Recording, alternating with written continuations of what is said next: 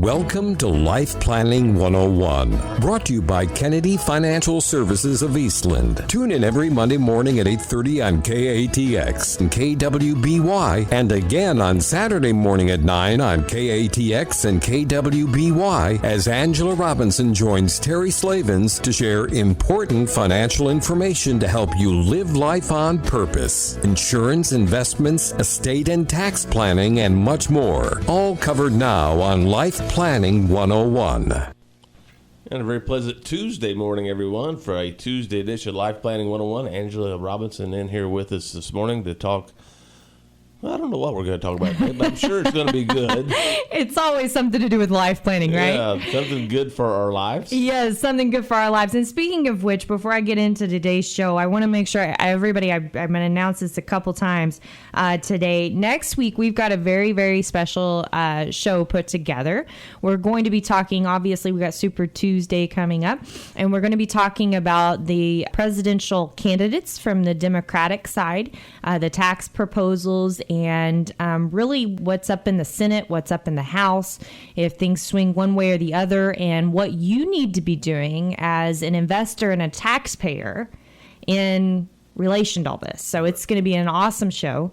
Excited to have Aaron on with me, our CFA in-house. So that'll be really, really, really good. You're not going to want to miss it. Make sure you tune in next Monday. Sounds like a winner. Yes, it does. But today we have just as good a show, I think. I'm excited about this. So I want to start out by giving you a little, I want to spark your imagination. Maybe it's my watching Star Wars with my son this weekend.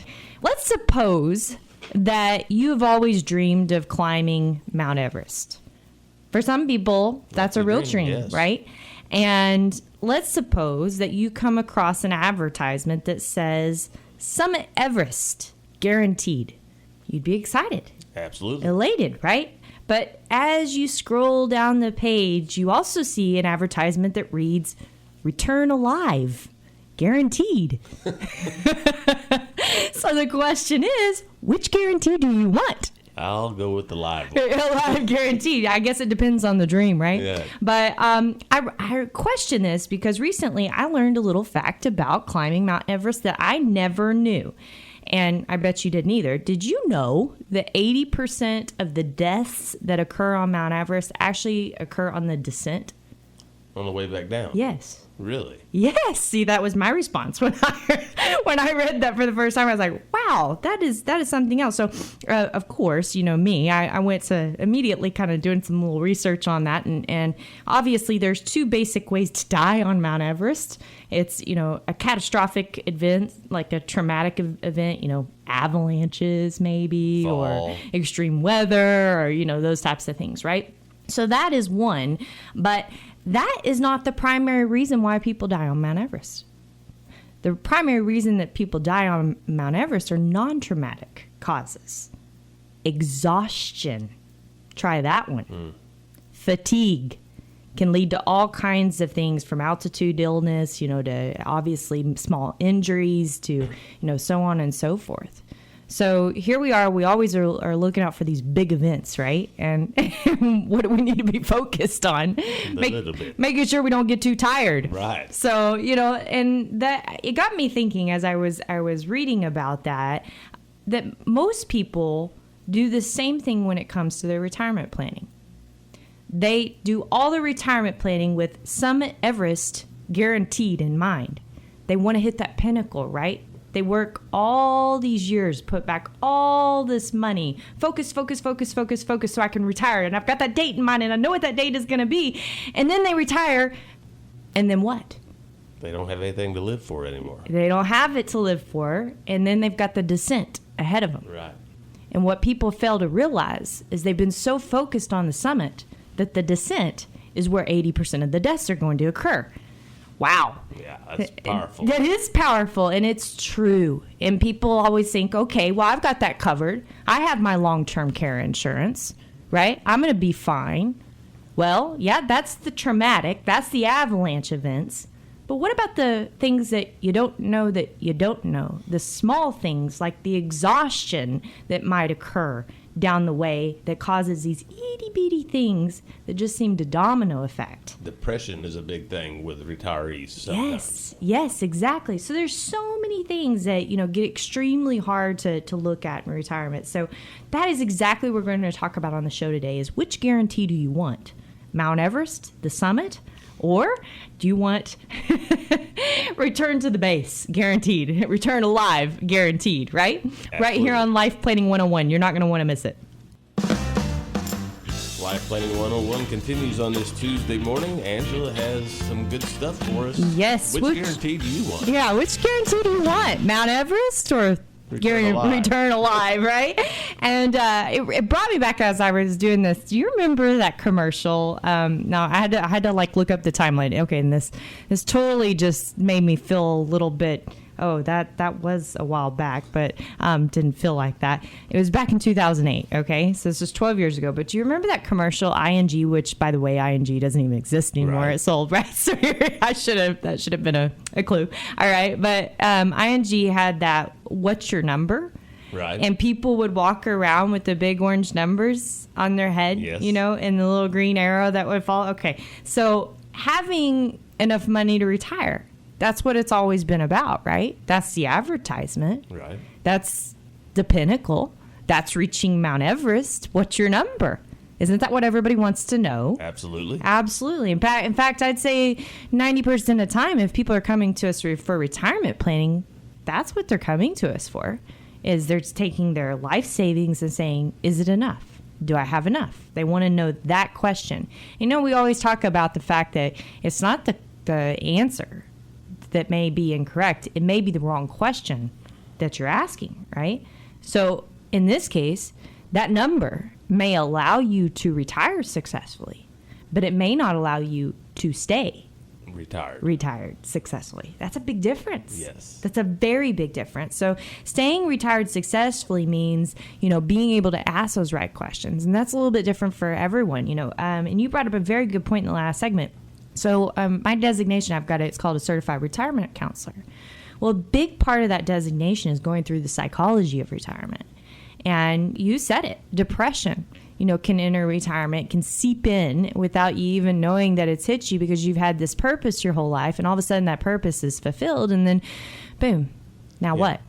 Right? What am I here for? And we forget to repurpose. Right. Right? And some people say, well, I've got purpose. I do something, but it may not be that. It may be the fact that you haven't filled in. We talked about this on the show before. There's different areas that you had in your pre-retirement life, like social areas. I mean, you had a workforce, right? A workplace that had people there that, believe it or not, you had relationships with on some capacity. Spend more time with them than you do your own family. Exactly. And they may not have been very intimate relationships. They didn't have to be intimate relationships. But how have you replaced that hole in your life?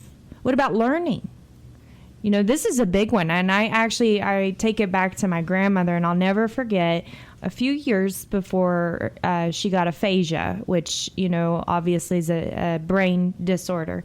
I had asked her, what she'd been doing. I was down there visiting her, and she had quit walking. Okay, number one. And she'd always been healthy and active and go. I mean, this is a grandma that drove 90 miles an hour when she got anywhere. But she'd quit walking. And then number two, she quit doing her crossword puzzles. Yeah, and we think these things are not big deals. But I believe they are very big deals because our experience has taught us that when people stop doing things to innovate, educate, use their minds, use their bodies, use their social abilities, something starts declining inside of them. Right. So it's a very important thing that you've got to address all of those things. And it's just like when we were talking about the, descent off of Mount Everest, is it's not always the avalanche that's going to get you. Might be the unseen thing. It might be it might be the unseen thing that you don't even think about. So, the biggest fear that people have in retirement is what? Living too long? Yeah, running out of money. Exactly. Yeah, exactly. Living too long. And in reality, they should. So I took some notes, and this is really cool because as I read that, Dylan, it immediately made me think of someone that I saw back in 2018. So what you witnessed before me is a book from 2018, which I took a ton of notes in. And this was a speaker that I heard at a conference. Her name was Allison Levine. And if you haven't heard of Allison Levine, I encourage you to go look up her podcast, read her book, On the Edge. She did climb Mount Everest. Wow. Okay, she's done a lot. She actually trained some of our Army. This is how, powerful of a mindset this woman has. She's absolutely amazing. And, people fear running out of money. That's where we got here, okay? So she quoted, "Fear is fine. Complacency will kill you." Very good. Fear is fine. Complacency will kill you. Storms are always temporary. These are just some of the notes that I wrote down, right? It's not standing on the top that's important. Think about what we just said, right? It's not standing on the top that's important. It's the lessons you've learned while you're working and I'm not going to bleep off to get there. I'm not going to say that. But I did write it down. And be relentless when you put one foot in front of the other, right? And, an Everest expedition takes about 2 months to get through, right? And she talked about, I remember it vividly because she was such a very vibrant speaker. And she talked about how when you climb Everest, you've got to get to a base, and then you'll go and then you'll climb higher, but then you'll come back to that base. And you'll climb higher, but then you'll come back to that base. And then you'll climb higher and you'll come back to the base. And you do that several times because you got to be able to get acclimated to those new altitudes. Right. So you do that. And then she shows this second base that you get to. And you get to that base and you climb higher, and then you got to go come back all the way to base 1. Really? Yes. So this is how you climb Mount Everest. It's not just simply going up and saying, "Hey, got here," and So hope by the I'm time not you get to exhausted the and top, get down. you really climb Mount Everest several times. Yes. So when we parallel this to climbing to your retirement, isn't there so much truth in that? Absolutely. How many times have you gone backwards? How many times have you made mistakes? And you still get there, right? And then you get there and you're like, "Whoo, I made it. Everything's good." But you forget 80% of the deaths happen on the descension. And this is where it's so important to have someone by your side, a quarterback, and we tell people this all the time. I mean, we've been doing this since 1989. Comprehensive planning, not me in particular, but our firm has, and I know the stories that are in place. I know some of those families that we still work with that we started with in 1989. Okay, so here it is, 30 plus years of not just our education, our experiences, but also those are the families that we've worked with and the stories that they've told us of others. I can't tell you, we used to work with a AT&T back in the day in Abilene. Southwestern Bell was Right. when, okay. All right. So we went in and we did workshops for their HR department and helped them with their retirements and all of this stuff. And we did a lot of that. And I can't tell you how many times that a few years later, these Southwestern Bell employees would keep in touch with each other and they say, "Yeah, so-and-so, they had to go back to work." A few years later, you know why it was? It was because it was the descent and they didn't get help doing it. They didn't get the training needed to do it. They didn't ask the what ifs and be prepared for the what they didn't knows to do it, right? Right. And that's the exact same thing. So, from day one, if you think about when you enter retirement, I just want to throw out some things because this is so important. From day one, you're at the mercy of the returns of your money, right? Absolutely. Okay, or you're on a fixed income. Take your pick. Sounds exciting, doesn't it? Okay, or you can have a little bit of both. There is that. Interest rates. You're at the mercy of interest rates. You're at the mercy of the increase of cost of living. Can you control that? None of these things can you control. None of them can you control, right? You're at the mercy of the cost of health care and taxes. Can't control either one of those. Yeah, and you can't wait till I talk to you about taxes next week. You're going to be blown away by some of these proposals. So, if you're retiring today and you think this is what taxes are going to look like in your retirement, think again. It's not going to happen, right? Then there's the risk if you live too long, die too soon, leave behind a spouse that gets the widow's penalty, which means higher taxation and less income. Think about that. Right. It doesn't even seem to make sense, does it? But that's the society we live in. Or what if you become sick or just frail, right? All of that has to be considered before you worry about the 5 trips that you're going to take in year 1, which we see all the time, right? I mean, it's just going to happen. And what are you planning the most for? Yes, the 5 trips in year 1, right? Out of the gate. And what you're going to do when all the dust settles? Can you afford to play more golf? Are you going to enjoy playing golf for the next 20 years? Can you afford to pick up another hobby? Are you going to pick up another hobby? Should you stay in the same house? What about the same town or even the state? Where do your kids live? What do their grandkids do? Can you get involved in their life? Will that cost you extra money? Will you be driving them around, right? Are you going to be too much of a nuisance for them? And all those answers include one thing that's commonality: money, right? So yeah, chasing grandkids can be very expensive. Exactly. Trust me, as a parent that's in between those two, I'm reading books on how to unspoil your kids. If you're listening, mother. Anyway, when we come back on Life Planning 101, which guarantee do you want? The summit or to return alive? Final segment, Life Planning 101 here on KTX, KDY. Angela has great stuff as usual. Yes. Which guarantee do you want? And we're talking about the descent into retirement and will you return alive, or otherwise known as not run out of money. Right? And, staying successfully retired, takes planning. I don't care who tells you what. There's no cookie cutter way to do it. Terry, you brought up some great examples in the break, just about the various things that you've seen people do that make you go, eek! Why are they doing that? But they didn't know what they didn't know when they went into it, and they certainly didn't know it was going to hurt them. And they didn't know it was going to hurt them, and I think that's a lot of people is and you got to think about it. How many times do most people retire? Well, hopefully once. Right. Hopefully once. Right. So How much experience have they had doing it? None. And so why do people try to do that alone? On their own, yeah. Why? I mean, it doesn't make any sense to me except for the fact that they've done it themselves their whole life. I sat down with a business owner last week, and a very successful guy. He's had somewhat success his whole life, but he's always been kind of a do-it-yourselfer. And he's always been able to be a do-it-yourselfer. He's a finance major out of college, and he does his own books, and he kind of looks at everything else. But all of a sudden, he's looked up, and he's got an 8-figure net worth, and he's still doing it on his own. And I immediately, as started talking to him and hearing what he had going on, could see holes. Right? Sure. Why can I see those holes? Well, call me Sherlock Holmes. This is what I study. This is what I do every single day. I see them just plain as day, where other people can't see them because they haven't experienced them. They haven't known them. They haven't gone through that before with someone else, right? And it's not just me. We've got my dad. We've got my husband. We've got my brother in the business. We have 2 other junior advisors. We're learning leaps and bounds. I've spent the last month, my goodness, how many times have I actually been in the studio this last month?